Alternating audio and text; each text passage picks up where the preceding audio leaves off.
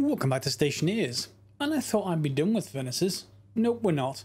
There is actually a problem, and a couple of commenters did actually mention there may be problems with this. Occasionally they'll glitch and they will just all freeze, and the button at the back will be unresponsive, the power button will be unresponsive. Now you don't need to replace them, it's purely the logic that's basically locking them up. So we've got to deal with the logic switch somehow. For example, if I just press this button, the furnace will work correctly. You can see it's smelting away copper. So there's no problem with the furnace setup themselves. We just need to sort out some electronic stuff. Yes. So the real challenge is I know how to do them with 4 chips per furnace, which means 16 chips total. So if we can do it in less than 16 chips, we're on to a winner. So there's 5 at the moment at the back. Then there's 3 here. So I think what I'm going to need is another 5. In order to, and that will give us 3 chips short of the main, you know, the old solution from season 1. So what I think I'm going to do is add another set of slot readers. It would be wonderful, because if I had 1 chip, if I had a slot batch reader, that's called slots batch reader, but ignore the name. If I had a batch reader that read slots, that would be ideal. I would need 1 chip instead of 5. Unfortunately, and we actually also be able to compact this, to be honest. Is that some? Or is that a maximum? Setting maximum. Okay, that's fine. But yeah, because I don't have that, I'm going to have to set up another set of readers. And I think we can sort of flip them around and get them sort of loaded in reverse here. Oh, the slot reader. Is there actually a... Oh, it's a shame. I was going to put a chip right there. Yeah, that's going to annoy me, and so is that. Okay, I'm going to have to rework that later. In any case, what I'm probably going to want is a chip. We'll just put them one further away. That won't be much of a problem. So we want slot readers. And we need to read the export slot. So we're going to do the same thing as before. So 1 slot reader. Can I actually get between these? Probably not, because of all these things in the way. Can I get to it from the other side? There's 1. I need a crawl option to be able to get in here. I don't think I'm going to be able to get in there. It's okay if we can't. We'll just put them elsewhere. Let's just grab you. There we go. So we'll just put them this side, and that should do as well. So we can put them in line. So just so that I can sort out which slot's which. 2, and then we skip 1, 3, and then skip 1 again. 4. Although that's also right next to where the power comes down from above. So I think we're going to have to move them in regardless of my need for order. Yeah, let's just move them in at the back here. Can we actually just... You know what? I am going to restructure them, but I'm going to do it off camera because I'm going to just take them all apart. In fact, I'm going to take these 3 apart. The others are fine. Okay, so it looks like I'm going to have to completely rewire in here because we're going to need 2 sets of slot readers. And the batch reader will happily read all slot readers, and we don't exactly want that, so we need to keep them separate. So, yes, let's see where I can put these. We're going to need, where are we now? Slot reader. There we go. So we're going to need it such that the output of the slot reader, let's rotate this. Let's actually move it back here so I can actually get access to them. So we're going to want the output facing us, I think. Yes, that will do. So we're going to put that one in, and then we're going to put this one in. And we'll put one in for all of them. And this is where the cabling won't look anywhere near as efficient as normal, just because I want to keep the outputs exactly where I want them, rather than some weird other sort of setup. So if we have the batch reader here, I want the input on this side as well. Now, if we put a bus down the back here. So if I just put a, I'm going to need the, yep, let's just get rid of some of this earth so I can place some more cable. Okay, so if I now place a bus, it'll let me place it. Why are you not just sticking to the... Why are you trying to place one lower? Maybe it's still that. We can actually do this once I get this in the right place. So if we get a junction, let's say, there we go. And I'm going to leave it as a junction for now because I'll tidy it up later if we need to. And we want a junction into each of these. This batch reader will only be able to read these 4 slot readers. These 4 slot readers will set to the furnaces just as we did before. And then we'll connect them up with a junction. Sorry, it's just straight cable. Like this. And a couple more. One there, and there. Okay, so now we'll need to connect the input and the power for those heading back to a common point. So it's going to have to come back to here to be connected into everything else. So I think I've got space to... it's not going to be a corner there, is it? Or is it? No, I think it's... Oh, no, maybe. Maybe. So straight going this way. Yep, that looks fine. And we'll just get power and data connected on that line. And the other line doesn't need to be powered at all because it's just the output of the slot readers and the input of the batch reader. So we have to not connect this middle red line. We can probably go and get some spray can and relabel it to blue once we're all in the right sort of position. So let me just finish off the rest of that. Okay, so here we are. We're looking at the similar kind of things. So we want the arc furnace 1. We want not its import slot, but now its export slot, and we want the occupied. Continue on. And that's 0, of course. That's no problem at all. So we want number 2. The export occupied, turn you on. Same thing here with number 3. Turn you on. And finally, arc furnace 4, export occupied, turn you on. Then we set up the second batch reader, just like the first batch reader, and the only thing it can actually read are these slot readers on its own network. So it can't read those, which is the important part. So if we then say we want the maximum, and we want the setting, is it the setting? Yes, that's fine. Yeah, okay, so setting, we'll turn you on. So now we've got an indication of, you know, whether the input slots have got something in them and whether the export slots have got something in them. Now, what we want to do is combine the two of those and just write to all of the furnaces. So what we can probably just do, and I'm going to need to go and head upstairs, is take just 2 writers and just watch each of those batch readers. And anytime either of those flip to 1, maybe set the activate to 1?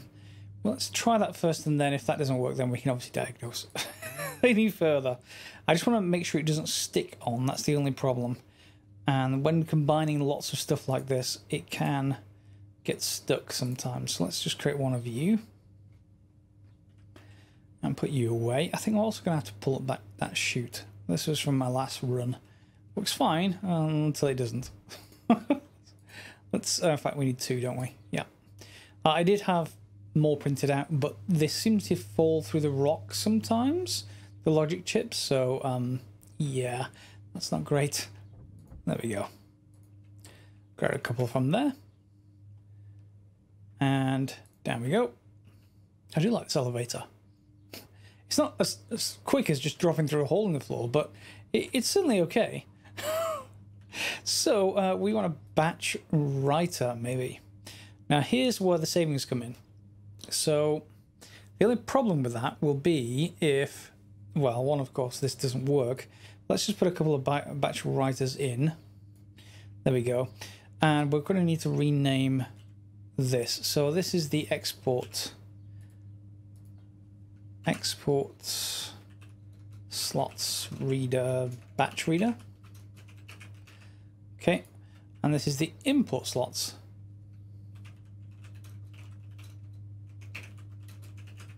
There we go. Okay, so what's now going to happen is if one of those turns to 1, it's going to try and activate things. And then it's going to eventually change to 0. And of course, that will stop activating things.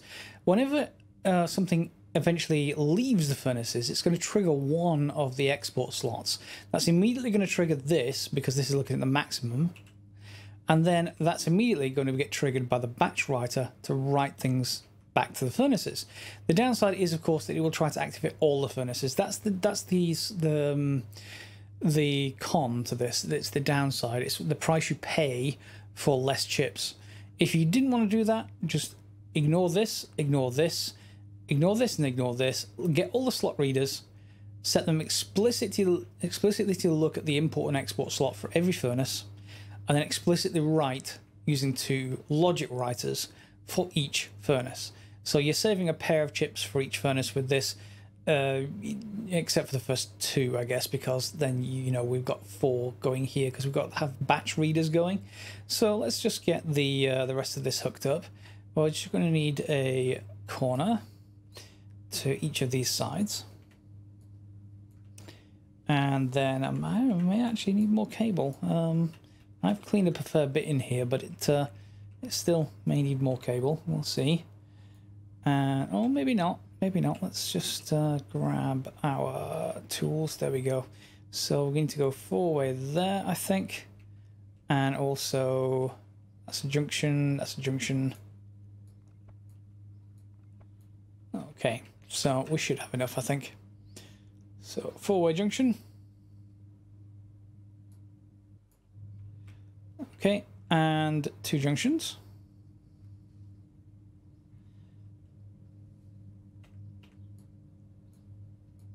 3 junctions even. There we go. Okay, so everything's now hooked up. We just need to configure these last 2. So this is going to look at this is the export slot, so let's match that. The export slot. Oh, have I not connected power? I've not connected power. Let's just make sure I connect everything together. That needs to be a 4-way junction.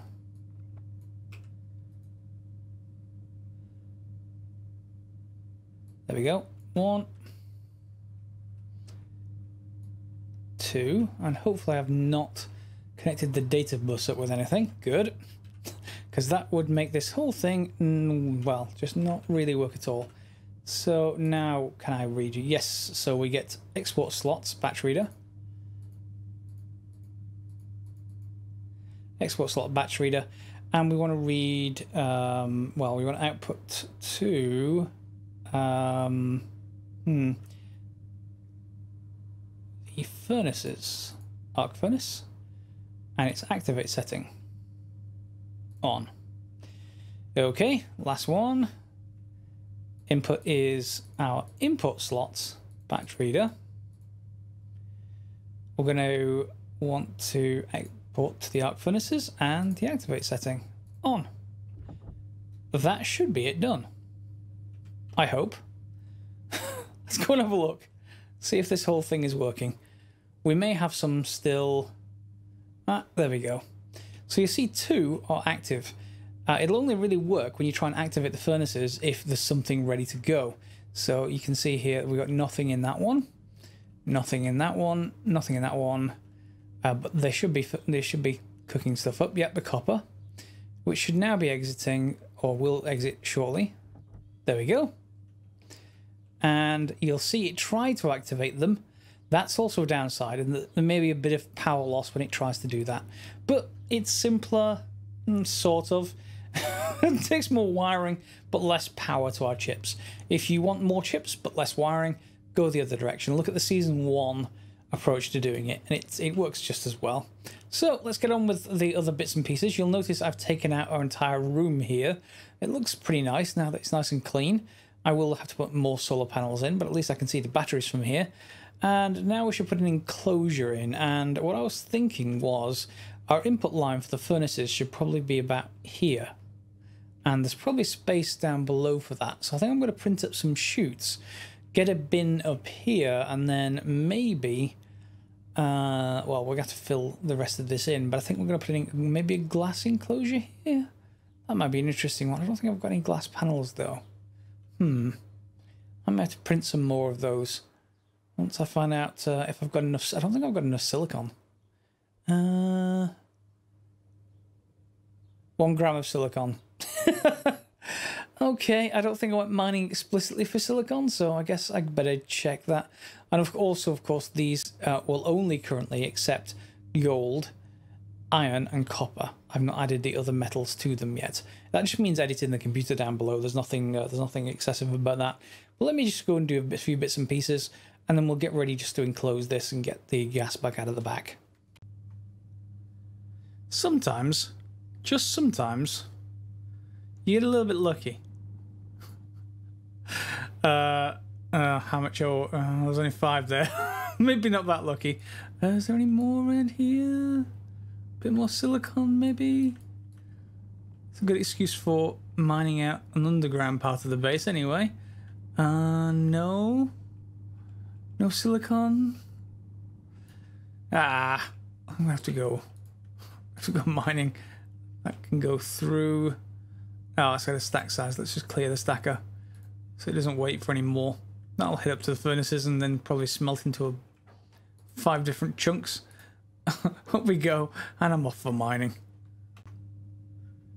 Here we go. So I probably want an evacuation system somewhere in the middle of these. So I've put an active vent pipe in there, and we are just going to build a corner for that.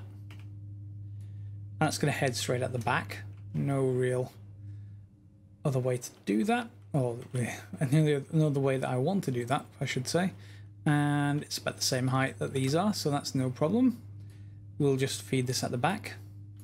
And obviously I'll connect this up off camera, but it's going to go into that same system.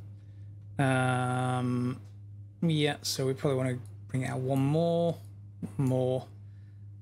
And, well, yeah, that's pretty much aligned. It just needs a corner and then a straight piece, and that'll be fine. So we just need to also connect that up to power. And, oops, where is it? There it is.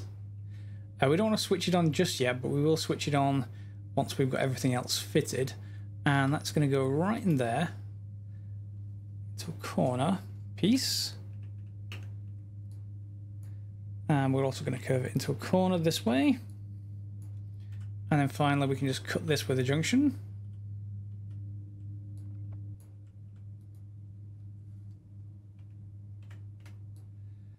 There we go. Okay, so that is set to, oops. There we go. So that's now powered essentially. We can turn this on anytime we want. But for the moment we are just fine. Let me just set this up. So the chutes then. I've moved this chute here so it's coming up, turning, and then it's going to dump here. The reason for that is that if we decide to put a line here that is going to sort the ores and restack them after they come out of the furnaces, then we'll need to have a separate line. We don't want it interfering with a line that just brings out our mining belts and some coal. I added the silicon below these into the computer. It's now working fine. One thing I will say is when you're using this, if not all of these, let's say you put 50 ore into it, or even a mining belt, and they don't all light up at the same time, that's perfectly fine. That's just down to the length of the chutes, I think, and how quickly things move through the chutes. There'll be a slight delay. In fact, no, it won't even be the chutes. It'll be the sorters, because they sort of will load balance first to one and then to the other. So there's going to be a delay in those. And that means, well, when that first trigger gets sent by the import side of the electronics, it'll probably activate 2 of them. And you'll think, oh, that's weird. It's not weird. It's exactly how, unfortunately, the speed of the load balancers are. So what will happen then is as soon as one of them leaves, all of them will get triggered because they'll all have import slots available, and that will then do the rest of the ores. So don't worry, it will sort itself out. You just have to give it a bit of a chance. So let's head down there and then let's see if we can sort out our input chute. So up above I've put a chute bin. We don't need a chute bin explicitly, we can use a chute inlet if we want to as well, but the bin seems, this is what it looks like. The bin seems like that the intended way for that to work. A chute inlet I should say. But in our case we don't absolutely need it. Let's just turn on our jetpack. Oh, and they fixed the jetpack. Oh yeah. It doesn't slowly fall down anymore. It stays, it's the Space Engineers like jetpack. Oh, I'm so happy. I was sick of actually just not basically dealing with gravity. It was just, I'll deal with most of the gravity, but you're gonna keep floating down slowly anyway, aren't you? Yep, yeah, you are. So yeah, sorry about that. I'm just gonna let you float down. Nope, now that actually works properly. Good. Oh, the simple things. Okay, so there we go, and I've only got one. Do I have more in my backpack? I thought I had more. In any case, you can see we're just going to complete that loop there. Well, not a loop, but complete that line there. Everything will go into here now, and everything down here is pretty much set up. The output of our second line goes back up there, and yeah, that's pretty much it. Let's just get back upstairs, and then we can complete our enclosure. Once I get this, there's the other chutes. I'll go and complete that off. 1 second. Okay, so I'm going to use these transparent windows, and we're going to do it on a basis of them facing inward rather than outward. So we want a composite wall, composite window is the one we want, and make sure I've got that the right way around. Yep, facing inward, and that should just serve to completely cut these off from everything else. So let's just make sure we've got both end caps on, and then the same thing here. We're going to face them the opposite way around. Go on in there, and then we'll need to obviously put the tops on, and of course now I can finally just use the jetpack as it's meant to be used. There we go. So we don't want that, we want the other way around and then down. There we go. 1, 2, 3, 4. So we've got a box. The back side is going to be steel, basically filled in. So now we just need to essentially construct the surrounds. Quite like those. Do we have enough steel sheets for this? Yeah, we do. Well, probably. Let's just put the fronts in. We don't need to turn on that active vent until everything else is in place, apart from the last window. There we go. Why are you still flickering? 1, 2, 3. I do actually quite like the white sort of colouring that you get with these composite windows as well. I don't like the flickering, but everything else is seeming fine. I think that's everything. Yeah, so we just need glass sheets now. I made 8, but I think I'm going to need glass sheets 1. Is the rest of my backpack? Yeah, I've got 9. We need 4, 8, 9, 10. We need another one. So I'm going to need to grab the silicone back from here again and just select glass sheets in here. It's next to the top item, so that's not really a problem. In you come. Okay, let's just make sure we got all of those. So again, we're just going to fill in probably the roofs first. Let's just get up there and walk on it. I move up far too fast now. I'm so used to having this resistance from the way everything used to work that it's very odd now, but still very welcome. I'm not going to complain. Well, not too much. Okay, so both the end caps can go on. And now we want just to leave this door, well, this window, or indeed this window. Let's just leave those there. Grab some steel sheets and just seal it in the back of this. We just want to get our welding torch out. And we'll get this sealed in. We're actually going to need 4 more steel sheets. I thought I had some more, however, unless I need... those are iron sheets. Oh well, steel sheets are in here as well. They're down at the end. So we just need 4 of those. How fast are you going to go? Not too bad.